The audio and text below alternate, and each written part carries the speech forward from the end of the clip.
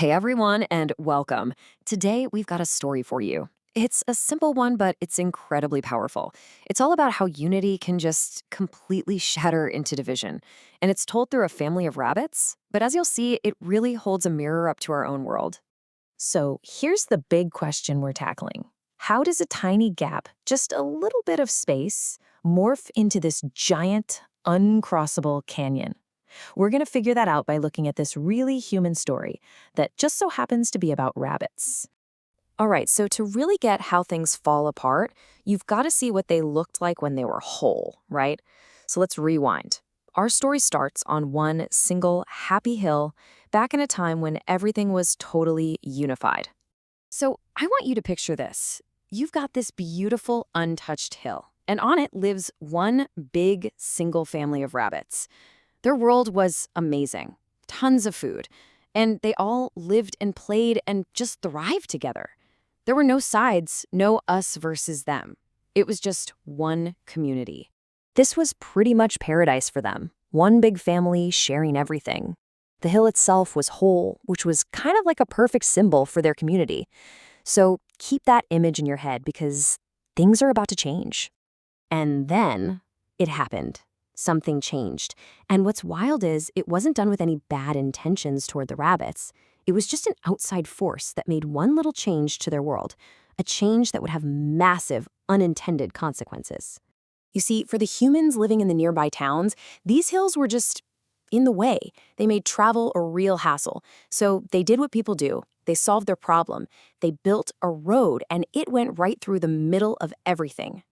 And boom, just like that, their world was split in two. This wasn't some tiny path, it was a real barrier.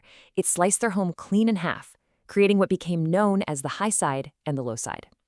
And here was the immediate problem.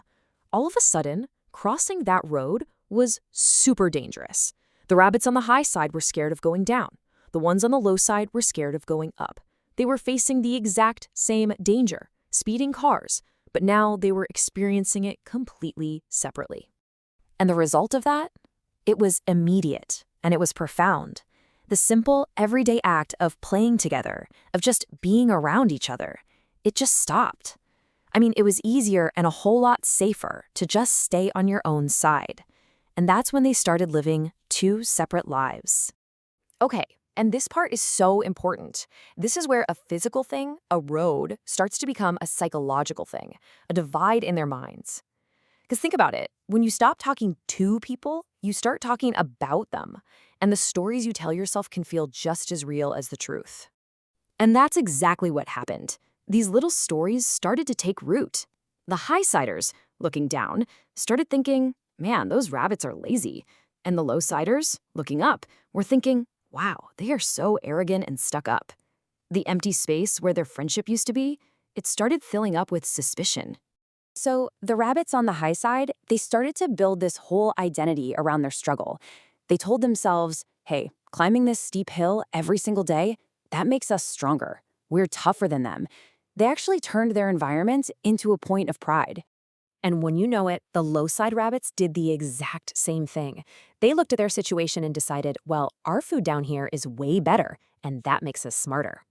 So you see what happened? Each side built a story about why they were superior, just to justify being apart. All this growing resentment, you just know it was leading to a breaking point. It was only a matter of time before some event would take all the suspicion and bickering and turn it into something much, much darker, something that would cement the divide forever. And here it is, the point of no return. One brave rabbit tries to cross the road, to try and bridge that divide. But a terrible accident happens.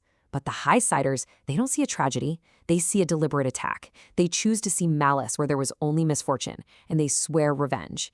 And in that one moment, the door to ever coming back together just slams shut for good. After that, everything became a weapon. Some boulders rolled down the hill. It was an attack from the low side. A stream changes course, it's sabotage from the high side. Their intolerance just hardened into an unshakable belief. And as generations passed, totally isolated and shaped by their different lives and deepening hate, they even started to look a little different from each other. And that brings us to the final, really tragic chapter of the story. This is the point where the conflict isn't even about anything specific anymore. The conflict is their identity. The war is all that matters. So the chief on the high side finally decides, that's it, we're ending this, and decides to invade the low side. They launch a full-on attack. But they fail. And the survivors on the low side, filled with rage, they pledge their own revenge. And now, the war is permanent. It's just a self-sustaining cycle of hatred.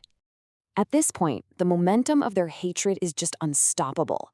The divide isn't a road anymore. It's a chasm filled with bitterness, and it just gets wider and deeper with every new generation.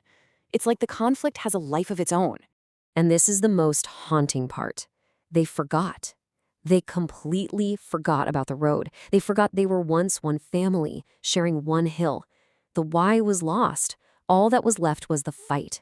It's such a powerful reminder of how easily a small separation, when you feed it with fear and suspicion, can become a war without a reason.